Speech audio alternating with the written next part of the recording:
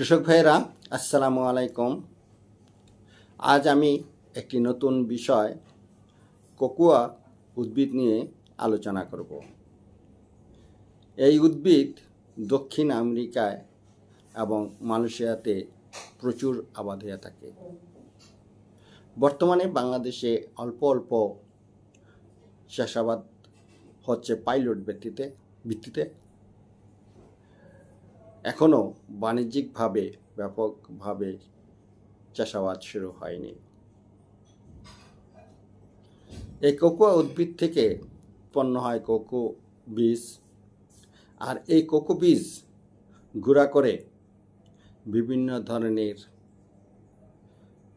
খাবার তৈরি করা হয়ে থাকে, যেমন মাখন, চকলেট, আইসক্রিম এবং পানীয় ইত্যাদি। এই কোকোয়া উদ্ভিদের চারা রোপণের পর থেকে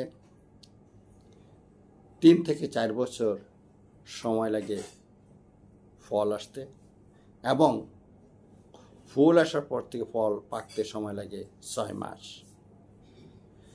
এই দীর্ঘ সময় অনেক কৃষকেরই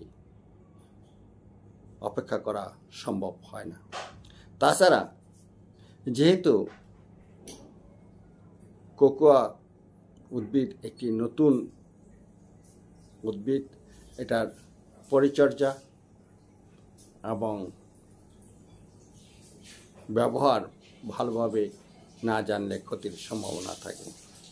তাই আমাদেরকে এই উদ্ভিদ চাষাবাদে সিদ্ধান্ত নিতে অনেকগুলো বিষয় বিবেচনা করে সিদ্ধান্ত নিতে হবে, যেমন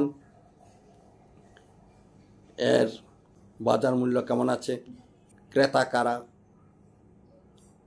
উৎপাদিত পণ্যের চাহিদা কেমন ইত্যাদি বিবেচনায় রাখতে হবে।